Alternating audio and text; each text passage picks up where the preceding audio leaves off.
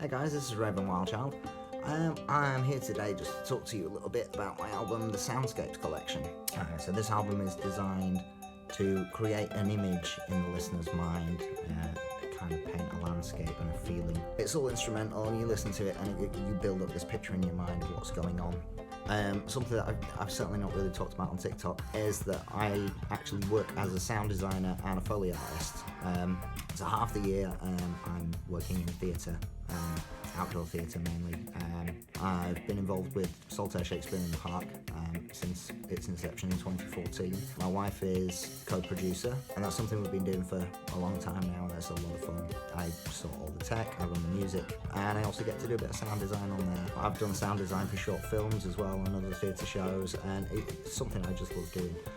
But what I don't often get to do is combine the two. So some of what I've done with the Soundscapes collection also utilises Foley and sound design.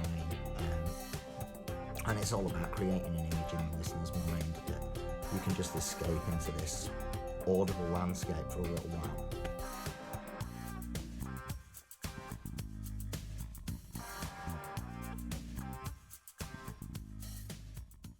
So we start off with the first track, Lost in the Snow.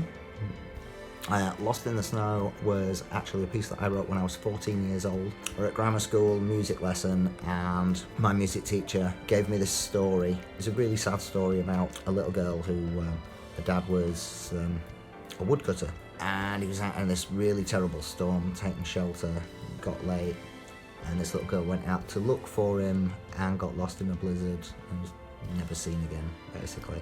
So I created this string piece to go with that story, and it's one of the few of my old tracks that I wrote when I was younger that's actually made it into a modern format and onto a modern streaming platform. Sure, I've added more to it, obviously, but at its core, it's the same piece of music that I wrote when I was 14 years old.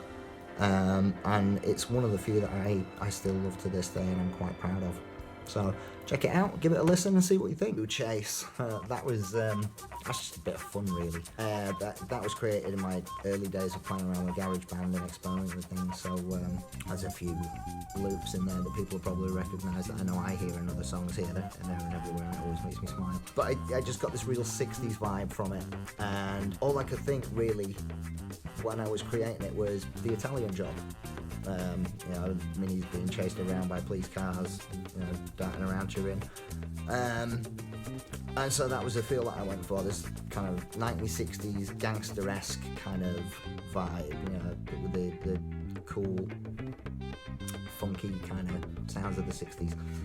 When it came to doing the album cover, for some reason I could not find for the life of me a decent picture of a Mini that I could use, and I always try to use my own artwork and my own photography. So I used this picture of, there's an old Galaxy Zephyr, an old Ford Zephyr that we see cruising around town, usually around summer when it tends to come out the most. And I'd taken this picture of this car years ago. It was just absolutely beautiful. And I figured, well, it's the right era, why not use that one? What the hell? So while the video has minis, or what would be minis, in it, thanks to the wonder that is Rockstar's GTA Online, we actually got a little bit of a video to it as well, which is, again, it's just a bit of fun, but yeah, it was fun to make. So again, check that out, give it a play on Spotify, check out the video on YouTube. It's daft, but hopefully it'll keep you entertained. Yeah, so that's Chase. Track 3, Journey East. Again, that was another one, early experimenting with GarageBand. But I'd already had this idea that I wanted to do something like world music and something more kind of exotic. And so I started putting these beats together and then added some tablas and things like that. I was like, oh, this is cool, yeah, I'm liking where this is going. But it needs a sitar, definitely needs a sitar, and this track was just kind of born out of that. And again, it's a really fun one, and it just kind of paints this picture in your mind, hopefully, and it takes you on a little bit of a journey, and it's one of the things that I love about it. Bright and funky. I love this one. This one was just so much fun. Created after, I think it was our third or fourth Shakespeare run. And it just takes me to that zone. For me, it reminds me of summer days in the park, everybody putting 100% effort in to put on a show, and the audience coming in and everybody enjoying it and have a really good laugh. And that was that kind of fun summer vibe that I wanted to go for. And yeah, I think it kind of works. It's a lot of fun, it's really upbeat. I actually play it at shows now when we're testing the system and warming up the crowd beforehand. And they all seem to really enjoy it. You know, everybody gets into it and it's like, yeah, this is good, I like it. So the very thing that it was created for is now actually being used, and it works really well. And I love seeing all those smiling faces and people being out in the sunshine, and they all start grooving to this track. It's amazing. You know, you look around and you see people sort of bobbing their heads to it, and you know, it's awesome. Track 5, A Short Flight.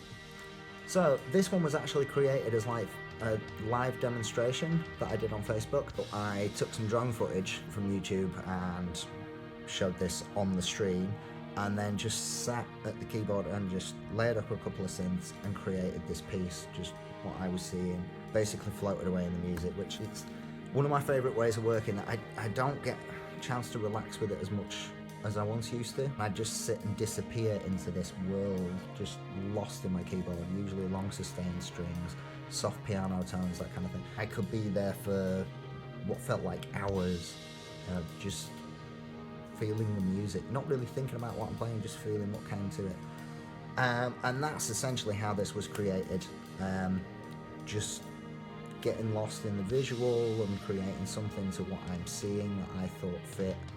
And it worked really well, so it made it onto the album. Track number 6, The Tempest. This one, again, was a lot of fun to do. But it also really utilises all the sound design and everything. Back in 2019, Saltaire Shakespeare performed The Tempest for our run of summer shows. It was one that I got to do quite a bit of sound design for. We needed a storm sequence for the beginning, so I created this whole thing. Started off gentle with low rumbles in the distance, and then gradually building and getting louder and just becoming this huge torrent of sound, you know, that created this image of what was going on, but while the ship was being battered about and destroyed in the storm. So when I came to create this track, I actually took some of the dialogue from some of the actors from when it was performed and used that in there as well. But I took the storm sequence and then built the music up around it. So a lot of what you hear is going on in there represents that and reflects that. There's a little bit in the intro which is kind of reminiscent of Into the Mystic by Van Morrison, which was actually our opening track before the show started. So there's a little tip of the hat there. And then it starts off gently and it grows and grows and grows and just gets bigger and bigger and bigger until eventually towards the end it subsides. You know, the storm's gone and it becomes quieter again. But yeah, it's one that there are so many layers of sound going on in there. It's unbelievable. So it was a challenge in that respect, but I really actually love how it came out. It's pretty cool. So yeah, again, give it a play, check it out on Spotify, and I hope you enjoy it. So there you have it. That is the Soundscapes collection.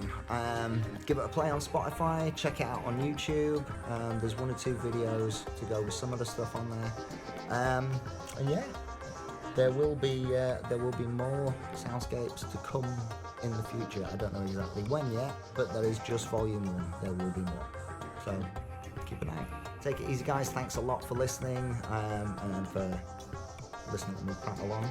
Thanks for listening to the music and checking out my videos. It's really appreciated. Just remember to follow or subscribe, depending on the platform you're on, if you're enjoying what you're seeing. Give us a follow on Facebook, subscribe on YouTube, give us a follow on Spotify. Thanks a lot. Keep being amazing.